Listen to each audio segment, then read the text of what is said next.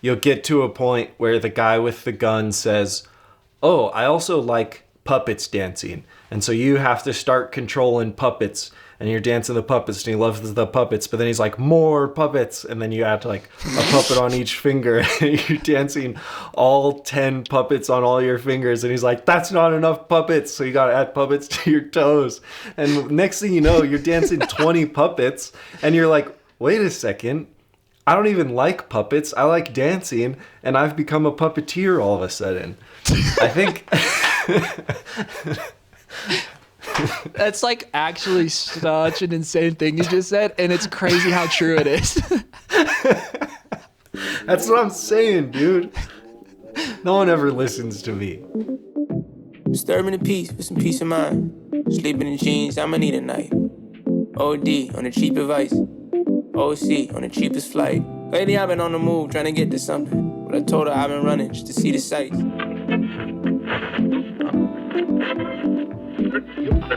How about you kick us off with a catchy hook that'll get people to listen all the way through an hour and a half long podcast? That's such a good idea. Let me just refer to all of the catchy hooks I have in mind. Catchy hooks. I feel like... Nothing hooks an audience faster than 30 seconds of silence. Yeah. Okay, I got a short topic we could start on. Okay.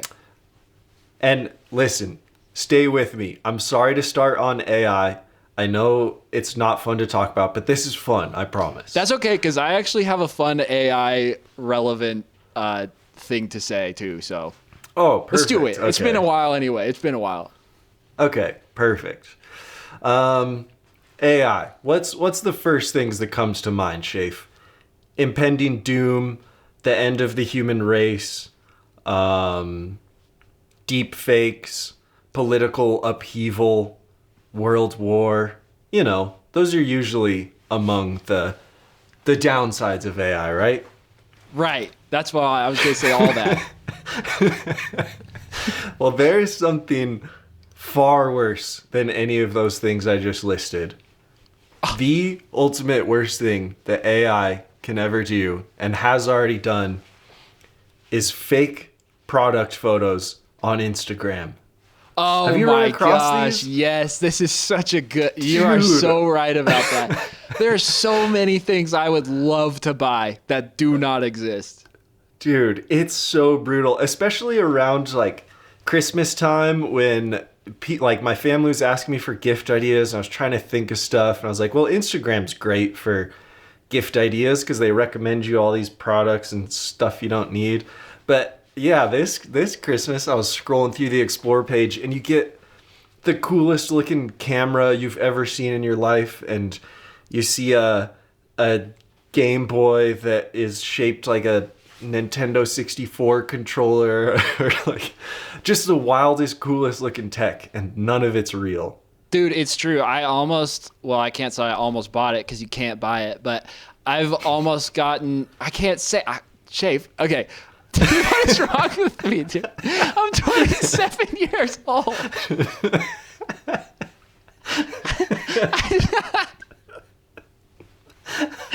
I just said what I couldn't say, and then I said it right. I can't deal with it. Okay, anyway. I'm 27 years old. I'm unable to buy such a sick keyboard. I was going to buy it, but I was unable to buy it. Why couldn't you buy my it? AirPod fell out. Okay. No. Anyway. Yeah, there's been sick keyboards where I've been like, I would buy this immediately if this was real. Same with computer mouses, watches, cameras. And it makes me wonder why things don't look like that. Why things don't look like that? I know, seriously. I don't know if it should lead to development in how things look, because I'm sure there's way more manufacturing problems with it, but man, There Am sure I is some wrong good in looking saying? stuff. Am I wrong in saying all of those things are totally '90s pilled too? It all looks like '90s tech. That's true. Yeah, for sure the ones I'm getting. It's Yeah. like kind of boxy and Kind of boxy, a lot of pastel colors or like clear plastics. yeah. And yeah, that's true. That's true. So I don't know. To me, like there's a lot of dark sides of AI, but nothing really beats seeing something you want and you can't get. Dude, that's like a whole new invention that's a whole new, like they built another level on top of first world problems. That's like 0.5 world problems. Yeah, no kidding. I can't man. buy fake luxury items that are created by artificial intelligence. I know. The story I have of kind of sick AI, I actually used it like for something practical, and I'm making the video, Whoa. and I needed a radio voice, but I wanted like a real radio voice sounding voice, and I don't think I have a radio voice. Plus, I Like a couldn't use 50s type of thing? yeah, and so I went to 11 Labs, which is this like AI audio thing, and they have this free speech to speech feature where you can upload an MP3 and completely change the voice. Like you can change it to a woman's voice or a radio host guy's voice or whatever, and it sounds so real. It's crazy. So I just No used it for a way. video that's not done yet, but it came out like pristine, like so good. Whoa. And that's a free feature? Yeah, currently. I don't know That's how, but sick.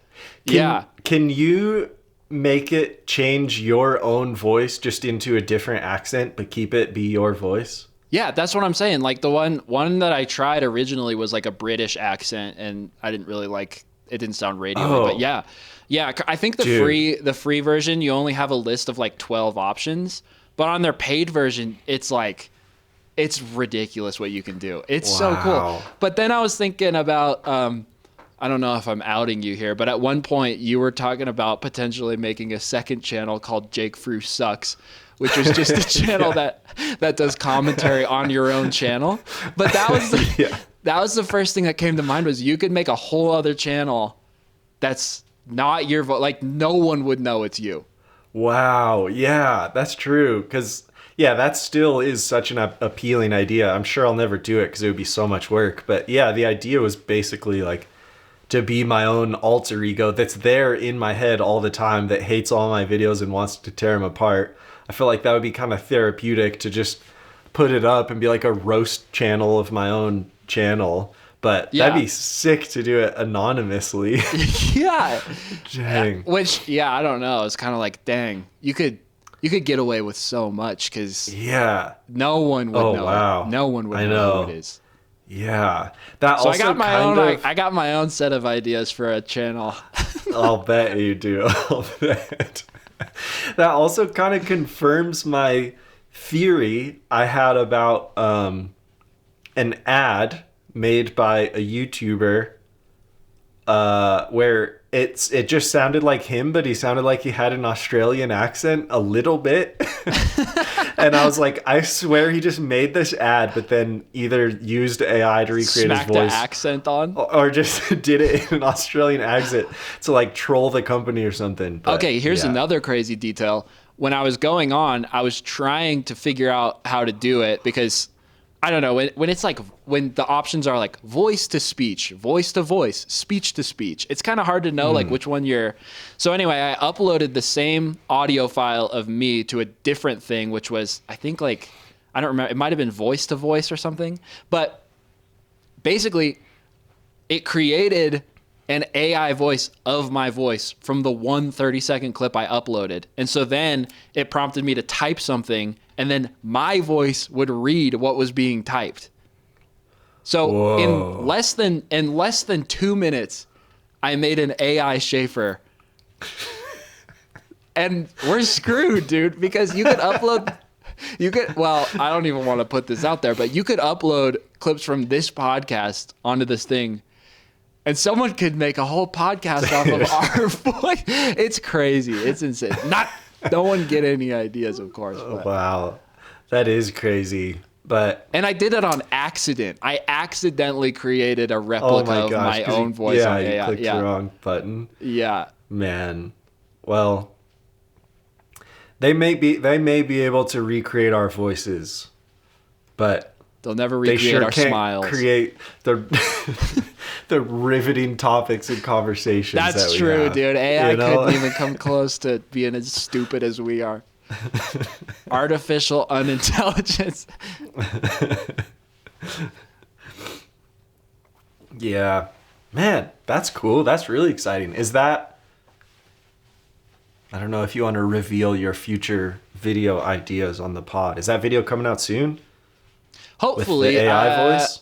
Yeah, I don't really know how in love I am with the output of it. Like, it came out cool. I just think, I don't know. Well, yeah, I mean, this kind of could open the door to another topic, but essentially, I'm feeling a little bit of pressure to upload something new because some other videos I uploaded kind of started doing well, and so then there's this artificial pressure to like, oh, I got to make something really fast. But I'm fighting that urge, and instead I'm gonna take time to make sure it's good, because I could smash it out by the end of the week, but I'm not going to. I don't think, because I'm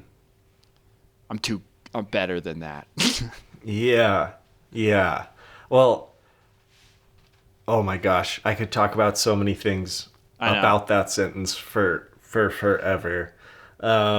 But I mean, really briefly, I don't think YouTube cares at all anymore how fast you post the next video. So I think that's totally fine. I think I have quite a few more subscribers than I did, and so I'm like, if I subscribed, I don't know. But so I mean, yeah, there's a whole line of thinking that says like, oh, you want people to like stay engaged, whatever. But I know deep down I don't actually even care about that. So I've rewired, like on my channel membership. Yeah, I made a video for the channel membership like 2 days ago, and I was like, oh yeah, I'm gonna try and have this video done before like whatever the 4th of February. And now I'm like, why did I say that? That's not even true. I'm gonna wait till the video is good. So I don't know. Anyway. Yeah. Well, there's a couple things I kind of want to talk about along those lines. I know we would be late to talking about this, like we are to everything we talk about, but the whole the mass quitting of YouTube conversation, like that's very, I don't know, very popular, like clickbaity type thing to talk about right now. But I do think there's plenty of stuff we could talk about along those lines. Like, I shouldn't even say this because it's pointless to say, and I know how this comes across, but I was gonna be gone for a week last time we made a podcast episode, and so we weren't able to be timely about it. But I was ahead of the curve on noticing this thing of people, and I was like, oh, that'd be such a good podcast topic. But then I had to leave for a week. So all that to say, we almost did it on time. We almost were on time. We just weren't able to talk. I had this thought like, oh, everyone's quitting. That would be an interesting thing to talk about. And then like the next day, everyone was making videos about it. And I was like, dang it. I like actually was on top of something and it didn't matter. Yeah. Well, we should talk about it anyway. That's a pointless thing to say. Yeah. Yeah. We knew about the band before it was cool. Yeah, exactly. Yeah, we know about that like a week ahead of everyone else. We just decided not to talk about it. Well, let's talk about it anyway, because I think it's interesting, and I think it really ties in with, I don't know, I want to hear about your channel growth feelings and stuff. So let's start with that. I want to start with that. I feel like we'll get that over with. Yeah. I am just like I don't know. Similar to the I knew about the band before they were cool conversation. It's like it's such a frustrating feeling to see any YouTuber that you're just like, this is so good. I know this is so good. Why haven't people caught on to this? Why is this not bigger? So all that to say, that's just been so true about you and so many people on YouTube for such a long time that it's so, I don't know, rewarding for me to see like a bunch of growth happening on your channel finally. Oh, thanks. I appreciate that. Well, maybe I'll give a quick little timeline of kind of what's happened, because I think that might be helpful going forward talking about this specifically, because it's kind of interesting the way it all transpired. Basically, and I'll make this quick. Basically, I had a sponsored video deal, and so I had to make 3 sponsored videos for a brand, and and it had to be 3 in 3 months, which is way faster than I usually output stuff. So I was kind of struggling to come up with ideas, which sort of led to me making some videos I wouldn't have otherwise made, one of which being a lens review. That's like not something I would traditionally do, but the deadline was coming up really fast. So I whipped this lens video out, felt terrible about it because I don't like reviewing like gear and stuff.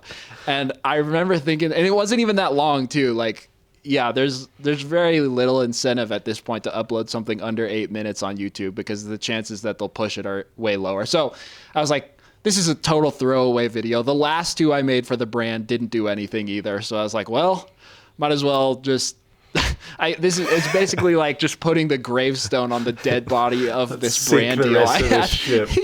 Yeah. And so I upload it. And I remember even talking to you and just being like, yeah, I made this like throwaway video, so R.I.P. me.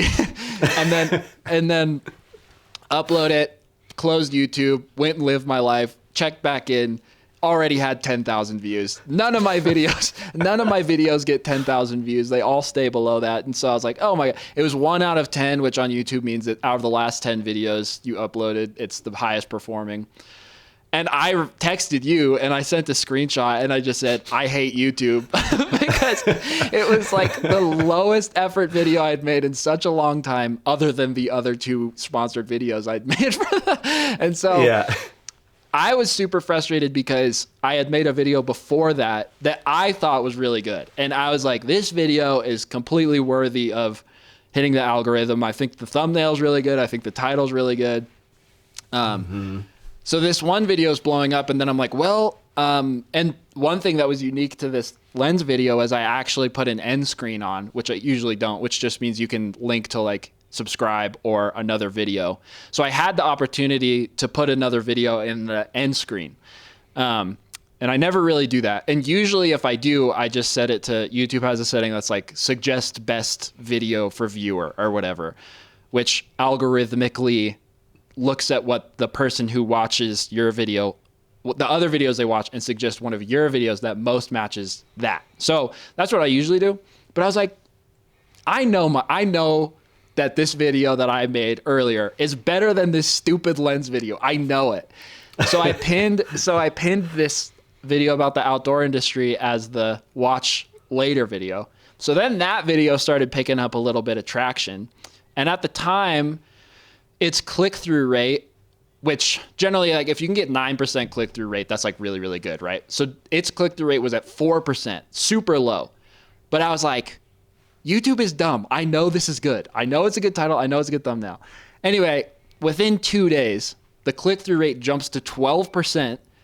And that video, my outdoor industry video, just starts like picking up crazy steam. So by the time we're done recording, it'll probably have hit 100,000 views. Now, I did it, dude. It wasn't the algorithm. I was like, this is a good video. And then YouTube was like, oh yeah, I guess that is a good video. Oh, yeah, which I've been saying for 14 years about my channel. So yeah. It was a little bit of this week felt like a little bit of a win because for one, it was like the video I didn't care about started picking up, which was like, great, that's fine, whatever. But then I forced the one I cared about to do well. And that felt like, it felt like 2 middle fingers in YouTube's face. And I'm just so happy about that. I'm more stoked about that than anything. Yeah, totally. I'm pretty sure in the last podcast, it was right after you had posted your lens video and it was doing well. And you basically said, yeah, whatever. I'm glad it's doing well, but I wish this outdoor industry video was doing well because I care way more about it. And I think it's a better video. And here we are a week later and it's all come together, which is so cool. And It's cool too And because I think out of those two, if one's gonna do 1 million, it's gonna be the outdoor industry video too. Like it's performing so much better. Even than the and lens it's just video. it's such an underserved market too. Like there's 600 billion lens videos out there. Yep. But like outdoor industry stuff on YouTube just isn't that big. There's not that much stuff on it. It's true. Or at least I'm not in that circle. Well, it's really true. Like, it's honestly hilarious to me how cringe the outdoor industry YouTube world is. It's like, it's just waiting for someone to come along and not be an absolute massive sellout kook. So I think I tapped into something that someone will pick up on someday. Someone will get in on that like corner of the. I think I'm too committed to making diverse content to be that guy. But man, if someone just comes along and makes videos in the outdoor industry that aren't bad, they're going to do so well. Yeah. Just fully focuses on it. Yeah. Well, I feel like I'm gonna merge topics now because Okay. like to me it seems like most successful YouTubers, this is just going to be a heavy YouTube episode. I feel like we're probably going to be talking about YouTube the entire episode. So Yeah. if that's not what you're into, I'm sorry. Maybe go back to another episode. But Maybe watch a podcast that doesn't have 2 YouTubers on it. yeah.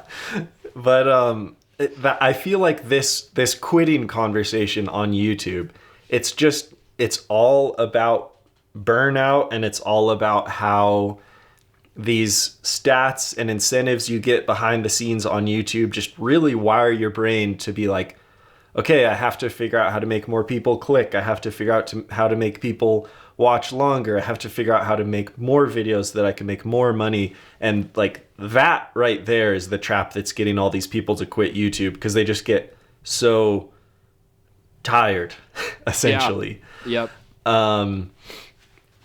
And so far, I think you and I have had a really good personal balance on how we handle our YouTube channels. And I also think that is very largely due to the fact that neither of us have ever just existed solely off our YouTube channels to make a living. Yeah. But I don't know, now that like you're seeing this like recent growth and influx and stuff, and you were talking about wanting to post that video quicker, do you feel that pressure? Or are you making do you have any intentional ideas of how you want your YouTube channel to go? This is how YouTube feels. It feels like there's a guy with a gun on your head and he says, be creative. And then you start doing something and he's like, no, not like that. And then you start doing something. You start like doing a different dance and then he's like, no, not like that. And then you do you do the right dance move and he's like, yeah, that's how you got to be creative. Just like that. Just the way daddy likes it. That's how it feels. And so with what's happened this week, I'm like, yeah, but then you keep doing that move. He's like, I like it. And then one day he'll just be like, I hate it. Knock it what off. What are you doing? Yeah, knock it literally. off. That's the dumbest thing I've ever seen. Literally, and then you dude. got to start changing a bunch of dances again. Yep, and then you have there's to also do a side posse of other guys with like one guy's a Nerf blaster, one guy's a squirt gun. So you're not as afraid of their guns, but they're like, no, like I liked the last dance. Go back to the last dance. Yeah, dude, and you're just standing in the middle like, man, I started dancing because I love it. And now everyone's mad at me. but so the roller coaster I've been on this week. So first off, let me just say, the time it took me to get to 1,000 subscribers was about 12 years. The time it took me to get from 1,000 to 10,000 was like another year, I think, which was kind of crazy. And then 10 to 20 was even faster. And then I got 10,000 subscribers in 2 days this week, which is so insane. Never thought that would happen. So congrats, man. That's so cool. But the other side of that is that's the guy with the gun saying, yeah, do that dance. Look how good things can be if you just do that dance. So my initial reaction is, I got to dance just like this, even faster and harder. But what I know for a fact, because I've heard it from a million people and I felt it myself, is it's not going to be fulfilling to keep doing that dance, even if the result is I get 100,000 subscribers in one day or what. It doesn't matter. And so my strategy moving forward is I do have this video I kind of wanted to make anyway, recorded. I'm going to upload it on Wednesday, but it's a pretty low effort one. And then past that, I'm going to make, I mean, the next video I'm making, the next high effort one I'm doing is like a video about anger, which is not searchable. It has nothing to do with the outdoor industry or cameras. And that's the plan. It's like I could go make another outdoor industry video. I could go make another lens review, and it would probably serve me super well as far as growth is concerned. But I refuse. To. I'd rather. Well, I was gonna say I'd rather have the guy. Never mind. I'd rather suffer the consequences of not playing the game than compromise on my creative. Yeah, I mean, if he shot you, you couldn't dance anymore. So the analogy kind of breaks down. That's what I was thinking. I was like, but taser. He's got a taser. No, it turns out he shoots you, but it's all full of blanks. It turns out the threat was never real any of the time, but it felt real. But he wasn't an actual threat. It turned out you just needed to do whatever dance move you wanted to do all along. That is true. That's very true. And I actually see, as far as the conversation of people quitting, I think quitting is almost like is almost too big of a word to describe what's happening, because you look at like I'll give two examples. Matt Diavella has said he's just scaling down. He's not going to work with 10 people anymore. He's just going back to a solo person channel. I don't know if you saw Caleb Pike, who's the guy behind DSLR Video Shooter, said, no. He said the same thing. He was basically like, I want to keep making videos, but I'm not even going to bother with the SEO and the thumbnail and the title and everything. Yeah. He's like, I'm scaling back, where it's like, if there are people who care now, that's enough for me to continue doing this. So I'm just going to do what I want to do. And I feel like more than quitting, people are just quitting like dancing the way they're supposed to dance at the expense of like losing a huge amount of attention. But it's like, who cares? It's way better to have a healthier mental balance and do what you love than it is to have a bunch of it. Like, as it turns out, just attention is great. The dopamine rush is amazing. I've gotten a huge dopamine rush from it this last week, but it's pointless. It's completely pointless. Totally. You can build a sustainable channel with way less than what you would think you would need. So yeah, that's like I think the big takeaway from it that I'm getting, and to continue the dancing analogy, the other massive trap is that you'll get to a point where the guy with the gun says, oh, I also like puppets dancing. And so you have to start controlling puppets, and you're dancing the puppets, and he loves the puppets, but then he's like, more puppets, and then you add like a puppet on each finger, and you're dancing all 10 puppets on all your fingers, and he's like, that's not enough puppets, so you gotta add puppets to your toes. And next thing you know, you're dancing 20 puppets, and you're like, wait a second, I don't even like puppets, I like dancing, and I've become a puppeteer all of a sudden. I think... That's like actually such an insane thing you just said, and it's crazy how true it is. That's what I'm saying, dude. No one ever listens to me. You're totally right, though. Like, yeah, because to me, that's what I see being the main thing that is like at the heart of most of these people quitting, is they started making YouTube videos because they love making YouTube videos.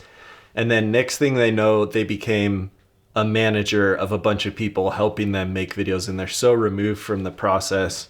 I don't know if you watched Cinecom ever, but Cinecom also quit. Yeah, I did. And he basically said exactly that. He was like, I just kind of blinked and woke up and realized I was nothing but a manager. I wasn't doing anything creative. I was just telling a bunch of people what to do, and then they were being creative. And So yeah, all that to say, I think all of the quitting exodus is really good because I think it's just people realizing you don't have to pursue the endless growth and the higher numbers and especially more money. Like I Yeah. think so many of them are realizing the potential that's there because yeah, there's so much potential. But like me personally, that's been so grounding for me of like I don't want to run a giant business with a bunch of people. I have zero interest in that. And I get so many emails from people that are like they'll say like would you turn down an extra 10K a month? They always start with money. And like I don't Yeah. respond to any of them, but the answer is like no, it's a hell no because the only proposition they're giving is do you want to hire more and more people as short form editors and as TikTok curators and all this stuff that's like no, I don't want any part of that. Well, this goes back to something that I've been spouting about for years now, which is just like, when is enough going to be enough for you? You know, like for I want to grab some of these people. I can think of some in particular, and I just want to shake them and just say like, you have enough. You have enough. Like, and you're in a position to make some incredible artwork, and like what an absurdly unique position to be in anyway that so many people would kill for. Some of the best artists ever, they never get that opportunity. They never get the opportunity to just like make art and make enough to consistently do it. It's like there are people who are working so hard doing other things to afford an eighth the amount of time that you have. And instead you're just a salesman. You're just worried about like selling another course or signing people up for another thing or selling another subscription to BetterHelp, which you need because you don't get enough attention on the internet. It's just like, it's just such an endless machine. And what I think is, I think there are people who are just like, dude, and I hope YouTube is seeing some of this, and maybe, I mean, they won't because they are reliant on making the bottom line look good. But I wish they would see what's going on and just be like, man, we're kind of like working these people to death, and we're completely ruining essentially they're holding back this creative like exodus that could be happening, but this stupid need to like sell shit is just hanging over everyone's head. And I don't know because it's just like a balance. You got to eat, you got to live and everything, but at the same time it's like when you see someone just completely go in the direction of like I'm just here because I have enough people to sell stuff to that I could make $1 million or whatever, it's like it kind of jades the whole thing. I don't know.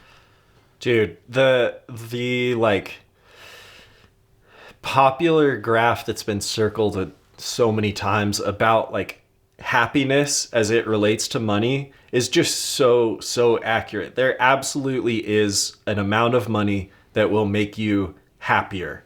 And I don't remember what the graph is, and obviously it varies where you are in the world, but last I saw, it's somewhere around $80,000 to $100,000. Like going from like a family making 40,000 to a family making 80,000, that's going to make a huge difference for like peace and happiness, etc. But any more beyond that, the graph just flattens. It like barely increases at all. And I think that's so true. It's like, and it's such at least in America, it's so pounded into your head that like, if you're in the typical career path, and not even creative or YouTube or anything, if you're just in the typical career path, it's just pounded into your head that there is no reason to change jobs unless it's for more money. Like that's the whole corporate ladder thing. Like you find a new role, you find a new company, you find a new position that makes more money.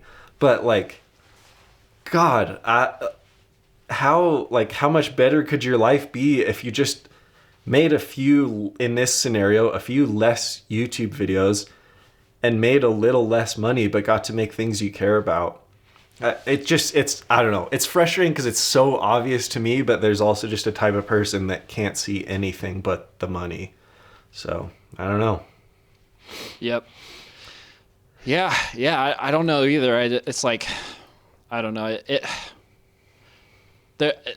My brain just breaks whenever I go down this road because it frustrates me so much.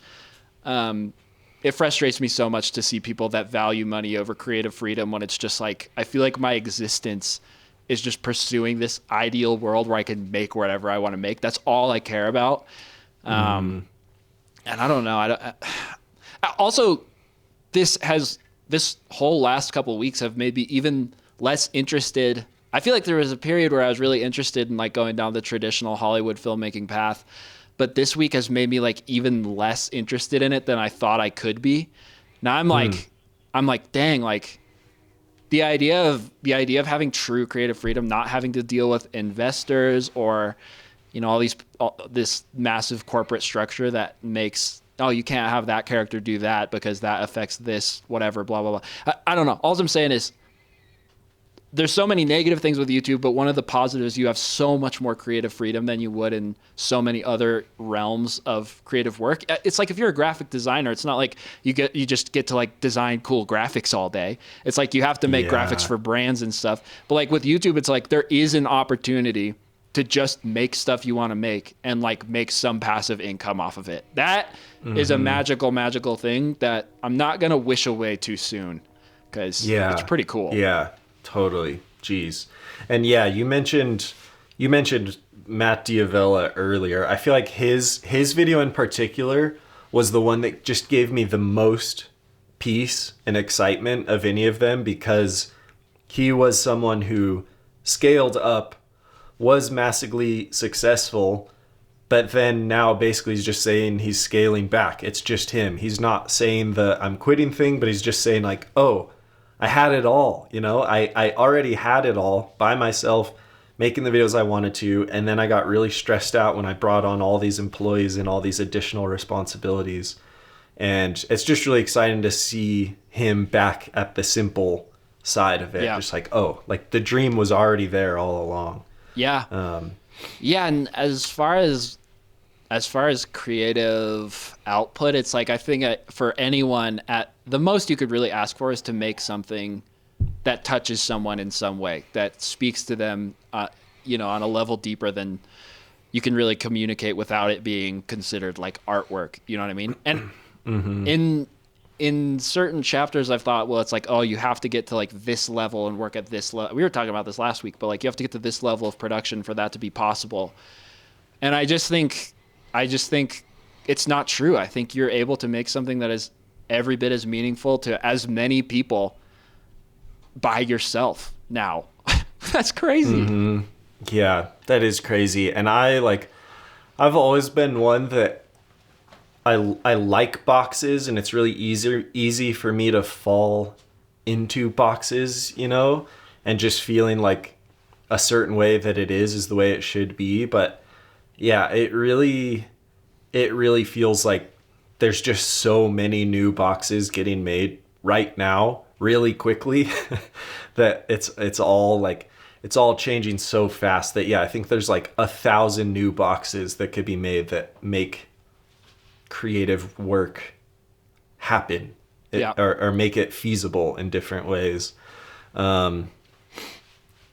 Yeah. And unless you had a continuing thought there, I got an additional thought from my latest videos. So I posted these RGB videos, which like they're certainly not, it's not like they're the videos I'm the most proud of or anything. Like they weren't that much work. It was just an idea I was stoked about, and it was, you know, fully for me. And obviously, if I'm posting videos on YouTube where the title is a single letter and a blank color for the thumbnail, it's not going to do good. Like, I knew that. But it's not going to do good, like, per YouTube standards or per my channel standards. The fact that I could post a single letter with a single color on YouTube and get 10,000 plus people to click on it is the craziest thing like that I've ever experienced. I have never been more excited about a video than 10,000 people clicking on R than I ever have been about multiple 100K view videos. Like, that was so exciting to me. And the funny flip side to it is before I posted those 3 videos, I had multiple videos kind of popping off and doing really well. My channel had like pretty solid numbers.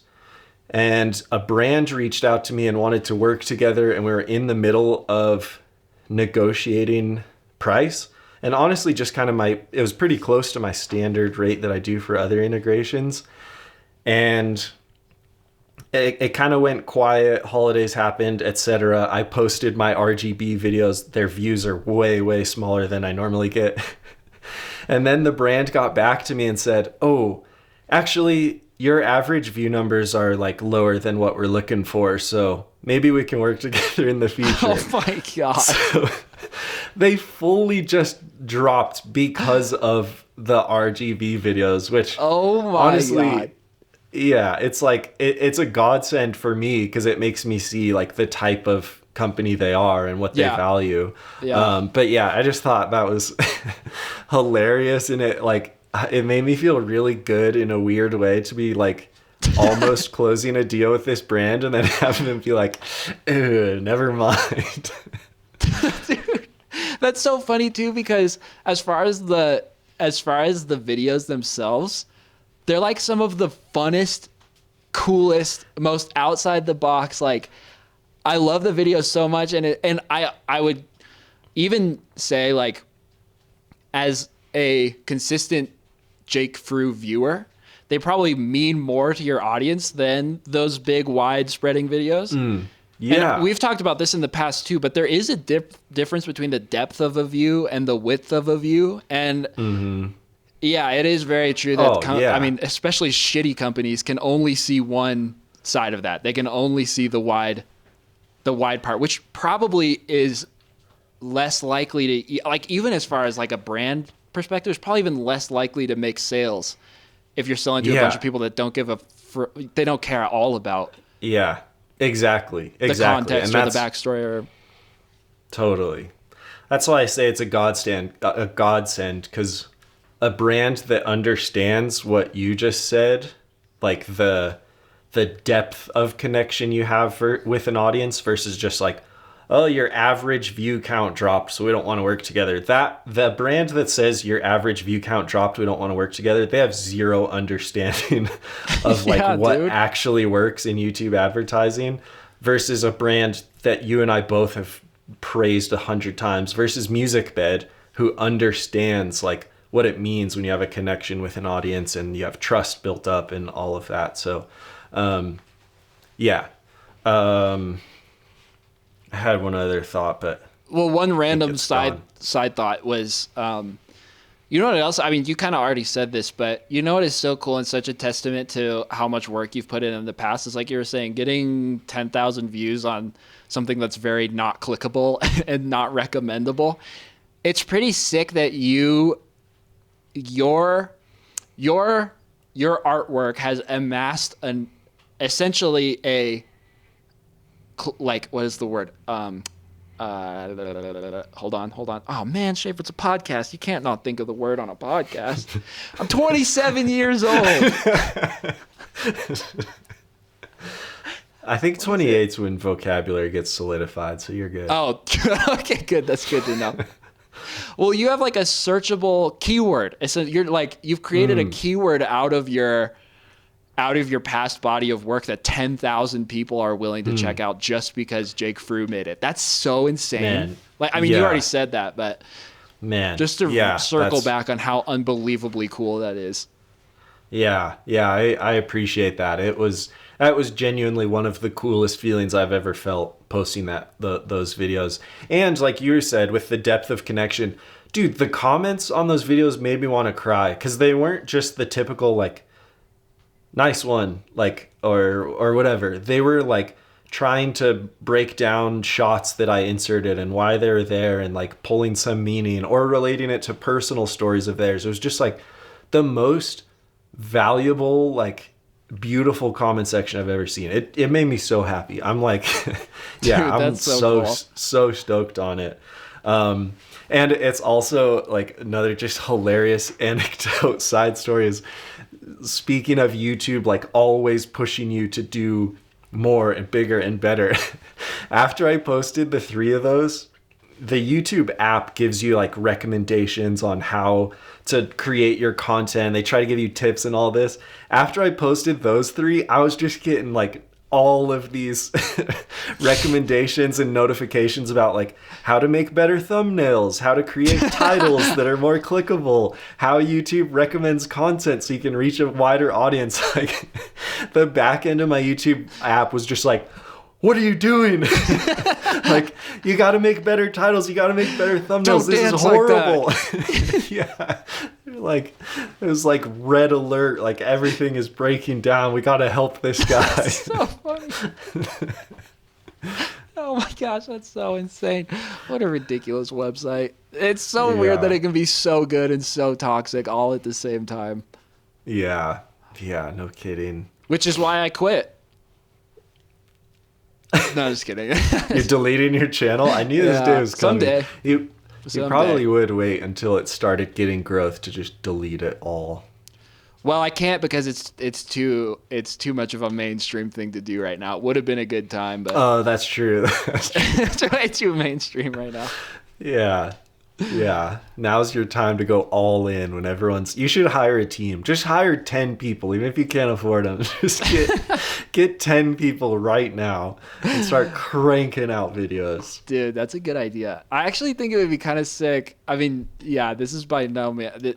Yeah, I'm not comparing myself to this by any means, and it's not at all the same level. But Wu-Tang Clan has I think that there's an album they have that only has, I could be totally wrong about this, but I think they have an album that only has 1 copy. And it's like $1 million or whatever. It'd be kind of sick, like, if I knew I was on my way out, I had terminal cancer or whatever, basically nuke my channel, save it to a hard drive, put it in a gold box, and hide it somewhere. That would be so really sick. Dude, you just reminded me of, have you ever heard the band Foxy Shazam? No, I think you've told me about them before, though. Oh, yeah. Yeah, I think we talked about them briefly when you were looking through my records, but they actually have a accidental album just like that. So one of their first albums was called Flamingo Trigger, and it was like such a crazy, incredible, weird album, but it was under a record label or something, and some type of big bad falling out happened with them. And so when Foxy Shazam moved on, they had no access to it. And it was like, God, I don't know all of the details of the story, but we would see them at shows in the future and ask them, like, what happened to Flamingo Trigger? And they're like, dude, we do not have access of it. Like, we don't have copies of it anymore. We can't distribute it online. It's gone. And I have a copy of it on CD, but it's just like, it's nowhere. It's not online. It's not like, I don't know if it was intentional on their part or if it truly was this record label just spitefully deleting it everywhere they possibly could. But dude, that's crazy. I don't know. Yeah, I don't know the point of that story other than if you're out there and you have a copy of Flamingo Trigger, I will buy it from you. Dude, okay. I have a super parallel story to that, which actually I've never really told anybody this because it's never really like come up. But okay, there was this song that I found just randomly. I don't even remember how. I think I was searching for another song on Spotify and this one came up in the ranks. And I played it. I was like, oh my God, this song is so sick. And it was by this band called Geese. Okay. Now, at the time, this band was nobody. Like, I'm pretty sure the song itself had under, on Spotify, they don't even show you the number if it's under 1,000 views. It just says like under 1,000 plays on the whole. So it was one of those. And I had it saved in my thing. And it was so good, actually, that I was like, I should buy this CD. And so I was going to buy a CD of it. But then for some reason, I didn't. Anyway, after a while, the album like disappeared on Spotify, and I was so bummed because it was such a sick album, and I couldn't find any CDs for sale or whatever. And so I went on Instagram and I messaged the band and I said, hey, do you guys have, like, what happened to the album? Is there any way to get a hold of it or whatever? And at the time they had like maybe 800 followers on Instagram, and they messaged back and they were like, yeah, we sold out of the CDs. And then I think they had only made like 15 or something like that. And then they also said, and the hard drive that the album was on got corrupted, so we don't have any of the recordings. And I don't know why it got taken off of Spotify. I don't think they clarified. But anyway, I was like, well, if you ever get it, let me know. And then they're like, okay, we're working on a new album right now, but we'll try and recover those songs. And so they sent the hard drive off to go try and get the songs recovered or whatever. And they messaged me back a couple months later and they're like, it's corrupted. We can't get it back, but we've got a new album coming out. Okay. Oh my God. Fast forward, this album comes out and the band like blows up, like fully, like massive. They got, I don't know if you watched the Needle drop, but Anthony Fantano gave them a yellow flannel that like huge. Wow. And so now I wonder how many followers they have now on Instagram. Let me look real quick. But dude, it was just so wild because at the time I was like, wow, this is really good. I really like this band. And so I was like messaging them back and forth. So they have 26,000 followers now, but which isn't like insane. But this album, it's called, what is the album called? Their new album is called 3D Country. And yeah, it's just like, it's huge now. It's like all over like indie rock world. And it's just weird. I was just like messaging him back and forth, and then the guy too in the message was like, "I can't believe you even remember that song because it had been made like forever ago." So anyway, that's the end of my story. But it's so fun when that kind of thing happens. I just wish I could have gotten that song back because I wish I bought the CD when I could. Seriously, oh, that's such a bummer. And I also, while you were looking that up, was looking into Flamingo Trigger, and now apparently. It's back up everywhere, and because they made a remastered version, so they must have done like a Taylor's version type thing where the statute of limitations ended and they recorded their own remastered version of it, because now it's back up. So dang, that's sick. Well, my claim to fame, I guess, if there's any Geese fans out there, I listened to the whole album that doesn't exist anymore. I'm one of the few. Under 1,000 people have heard it. Shafe was listening to Geese before they were cool. Just like we knew people were quitting YouTube before it was cool. I guess, yeah, exactly. I know. Yeah. Jake always makes fun of me too. This is a total side note, but anytime we like have the opportunity to play music, I always play something super weird. It's just like, I don't know. This isn't funny. Never mind. Fuck. I'm 27 years old. I can't even land a joke. I don't know how to tell this story as a joke, but yeah, I think it was because I was telling a story about you, and you always play such weird music that I never know what it is. So I said, Schaefer's in his car listening to the Monkees or whatever he always listens to. So the running joke now is just that whatever Schaefer's listening to, it's the Monkees. It's the Monkees, which I don't think I've ever listened to them, but shout out to the Monkees. I don't think I have either, except for the one song that's Hey Hey We're the Monkees. Oh, never. If that's even by the Monkees. Yeah, you have. It's it's gotta be. All evidence points to that song is by the Monkees. That's true.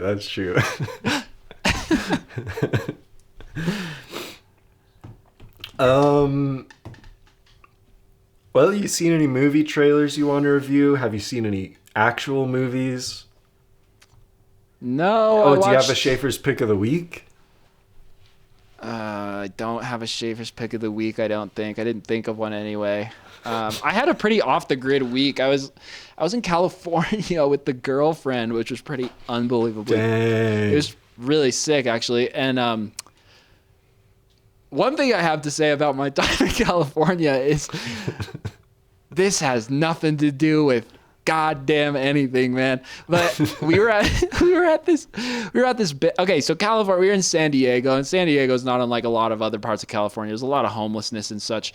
But probably way less than Oh, sorry. Oh, continue. certainly Never mind. certainly less than like San Francisco and stuff. But we Yeah. go into this bagel place, and I'm drinking a ton of coffee, so duty calls, you know. So I go to the bagel bathroom, and I'm sitting in there, and there's some sort of ruckus going on in the stall next to me. But I'm just like, we had been in California long enough that my I don't know, homeless people radar had gone. You know how you just sort of like turn it off, which is horrible to say, but it's like it's everywhere. It happens all around you, and you kind of after a while, just like New York City, you just kind of like tune everything out. So I just tuned it out. Anyway, he's like banging on the wall and everything, and I'm just like, oh my god. So I'm like, okay, well, I got to wrap this up. So he leaves like right about the time I'm about to leave. And so he walks out the door. I go wash my hands. Then I'm leaving. And there's this guy who's like the restaurant owner or whatever. And he's kicking the other guy out. But this guy's throwing up this whole stink, right? He's like yelling and screaming and everything. And so I walk out, and the restaurant owner guy stops me. And he just looks at both of us and he goes, "Were you two in the stall together?" And I was like, and this guy was like definitely on something, like he was like going crazy, and he just went dead silent. And he just looks at me with a crazy look in his eye, and he goes, "I've never seen him before in my life." And it was crazy how fast this guy got sober. Man, yeah, because for a second in his head he was like, "Oh no, was that guy in there with me?" Yeah. Yeah, and so then I'm standing there like, what do I look like, dude? Yeah. The owner's trying to figure out if he should kick you out or not. Yeah, and dude, I was like totally, after that, I just was like, when we got back to the hotel room, I was looking in the mirror and I was like, do I look like the kind of guy that would frick a homeless guy in the bathroom stall? Is that the vibe I give off? Oh my gosh. Wow. So that happened. That's a great story. I have no comments on that story. Dude, I don't even know what to think about it. And then I was like, no, I'm here with my girlfriend. And then he was like, okay, man, whatever. And then I go back and sit next to Matt. I just sit next to Maddie, and he's like peering at us. And I think he felt really bad because he had a pretty stunned look on his face at that point. But the owner? Yeah. Oh, yeah. Yeah. Man. But yeah, the best part was just hearing this guy literally slamming walls and freaking out, and then as soon as the restaurant owner thinks he's fricking me in the bathroom, he's like stone cold sober. He's like, no. I've never seen that guy, I swear. Really my standards are way higher than that right? guy. Yeah, no, honestly. Yeah, so that was unique. Definitely made me have a little bit of an internal crisis. But I'm better now. Nice. I'm sure he's a nice guy. I'm sure he's great. Yeah, totally. Man, that's cool. Did you bring your camera with you? Yeah, I filmed, we went to, that's a whole nother thing. We went to Salvation Mountain, which I'm uploading a little video on Wednesday, kind of about Salvation Mountain, but man, that is a weird place. I mean, my video is about this, so I'm not going to tell the whole story here, but the backstory is basically, in a nutshell, dude hears a voice from God saying he has to spread the gospel, builds a hot air balloon doesn't take off, so he builds a mountain. That's the backstory of this crazy roadside attraction, and it's so wild. So if you're interested in the full story, I'm uploading it on Wednesday, which will be tomorrow for the podcast viewers. And if you're interested in knowing the whole story before the general public knows the whole story, you can join Shaffer's channel, because I already know the whole story because I'm a channel member, and I got to see that video before it was even on YouTube. Oh, you watched it? Oh, sick. I watched it. Yeah. That's sick that you went. It was cool because I didn't know the backstory. I've just like seen photos and just known that he built it for God, but I didn't know about the whole prequel to Salvation Mountain. It was really interesting. I learned it because we listened to a podcast on the drive out because it's like a 3-hour drive cool. from San Diego. But the podcast we listened to was so bad. It was this guy who was basically telling the story, and then he had a co-host, which is basically like me, essentially, if you paralleled it. And he would tell a bunch of facts about it, and then the co-host would go, "Wow, that's really interesting. Tell me more." Oh, so that's basically just my role on this podcast. No. I said that was my role. No, you tell all the interesting stories, and I go, "Whoa, that's crazy." That's not true. You told the story about the puppets. Oh, that's true. I piggybacked off of your story and added puppets. Whatever. So, dang. Okay. I'm probably gonna cut so much of that. Yeah, I mentioned this before Shaffer and I were recording, but I'm working on a brand new audio setup today, so I don't know if it's going to be good or bad. I didn't even bother testing it on my own before we're recording, so hopefully this worked out. Perfect. Do you have any apologies?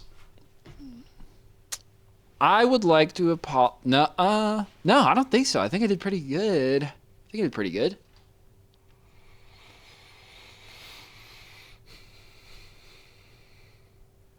I kind of blacked out for this whole this whole thing. I remember I kind of lost my groove when I said that weird thing twice at the beginning of the podcast, and then I blacked out, and now I'm here.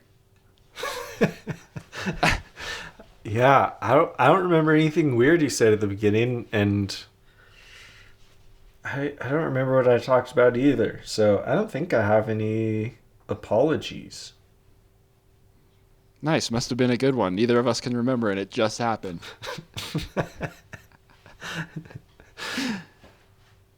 Perfect.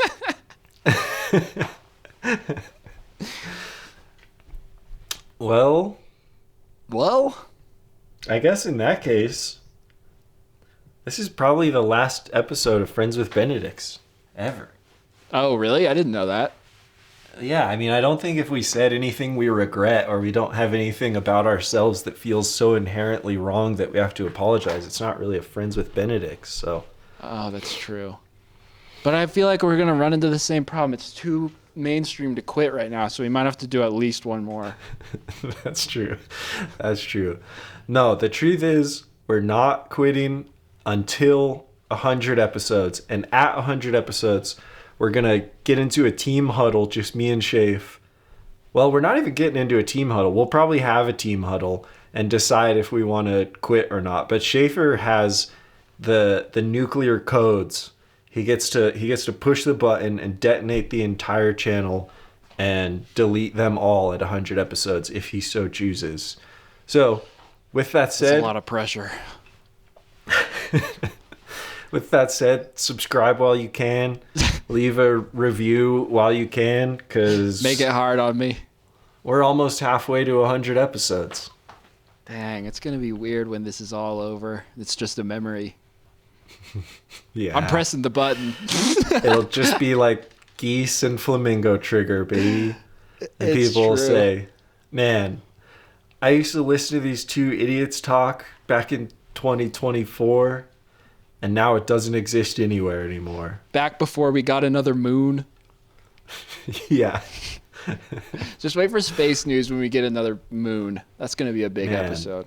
I can't wait for more space news. Sorry that's my apology. Sorry there was no space news today. No space news and no pick of the week, so Oh, yeah. yeah, what a banger. What a good job we've done. Yeah. All right. Well, thanks for being here. Leave a thing. Amen. Amen.